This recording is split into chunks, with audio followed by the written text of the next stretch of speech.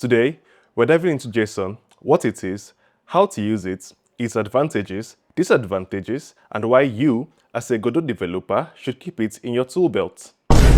Holy shit, take mushrooms. It's been a month since I last uploaded, and my dreams of crossing 1k subs this year might just be slipping away. Please subscribe to keep the dream alive. Anyway, this video is for those of you who asked me to create a save system for my text adventure project. It's for anyone looking to implement a simple save or data storage system, and of course you, dear viewer, you didn't find this video found you. Instead of handing you a fish, how about I show you how to fish? Do you have a moment to talk about my personal savior, JSON? JSON, short for JavaScript Object Notation, is a lightweight text-based data format that's easy for humans to read and write, and for machines to pass and generate. Here's what JSON looks like. Pretty straightforward, right? JSON organizes data into key value pairs. In the example above, name is a key and player is its value. Keys must always be strings, but values can be integers, strings, arrays, or even dictionaries. If you're familiar with GDScript, think of JSON as an exported dictionary that can be plugged in anywhere. Plus, JSON is language agnostic. Whether you're coding in GDScript, C#, Python, or Rust, JSON has got you. Now, you might be thinking, this is cool and all, but why should I even bother with JSON? That's a good question, and here's why you should use JSON. Number one, it's easy to access. JSON allows you to easily add or modify data without diving into the code or even opening your game engine.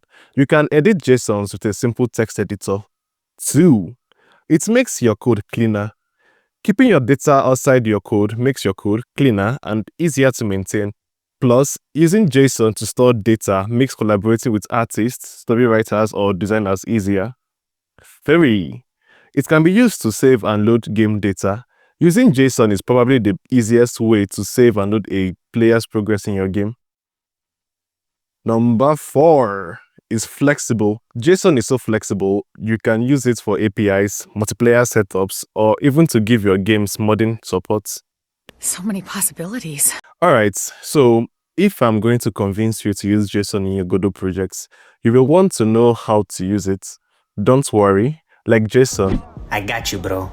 Or sis. All you need to know to use JSON like a pro is how to load, write, and manipulate JSON data. To load the JSON file, we'll use the file access class. Check this out. First off, we've got JSON path, which points to our JSON file. Then there's player stats, a dictionary we'll use to store the parsed data. When the game runs, the ready function fires, calling load JSON file. That's where all the action happens. We open the file in read mode using fileaccess.open. Before anything else, we check if the file exists with assert. If the path is wrong, the game will stop and throw an error so you can fix it. Next, we read the file's contents as text with getAsText. Using Godot's JSON parser, we turn that text into usable data. Finally, we store it in our player stats dictionary. Once it's all set, we return player stats. Right, so now to create or write into a JSON, we'll also use a file access class. Check this out.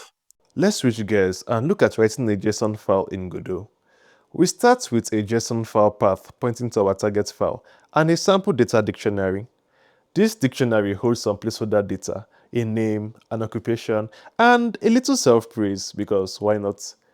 When the game runs, Ready calls write JSON file and sends our sample data off to be immortalized in JSON form. Here's what happens in write JSON file. First, we check if the file already exists using fileaccess.fileExist. If it does, we are writing to it. If not, we create it. Then we open the file in write mode using fileaccess.open. If the file can't open, we print an error because we don't tolerate failures here.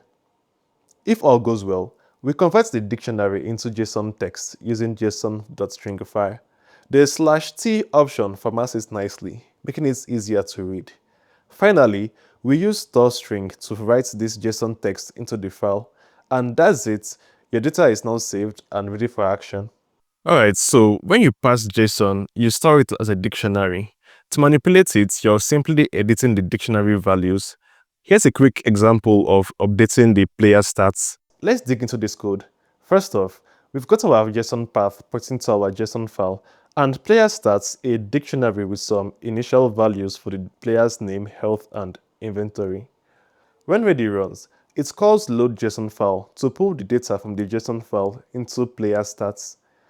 Then it prints the loaded stats and moves on to update stats. Now, what happens in update stats? In update stats, we simulate some gameplay by reducing the player's health and adding a magic scroll to their inventory. We print the updated stats to see our changes in action. Finally, we call write to JSON file to save these changes back to the JSON file. A quick fun fact, when Godot generates JSON, it averages object keys alphabetically. So if your JSON file looks a bit different from your dictionary, don't panic, it doesn't affect functionality. This workflow is a fantastic way to manage save systems, inventory data, or any player-specific information. It keeps your game dynamic and your data organized. Although there are some drawbacks to it, I will get to that later in the video, but what you should note is that while you export, you have to change this res to user so that the JSON stores on the user's computer, since resource files are read-only when it is exported. Going back to how flexible JSON is, I used it in my entry for the GameOff Jam titled Unauthorized.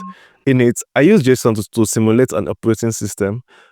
If you like what I do and would like to support me or get me a little something for Christmas, you can drop a token of appreciation on buymeacoffee.com. For the visual learners who want to see me put the loading, writing, and saving together, here I go. Here is a sample game project. We can move about, press O reduces my health, and press P increases it. At the corner here, I have a button to save the game, which would save the current player's position and health to a JSON, and a button here to load the data saved and apply it to the player.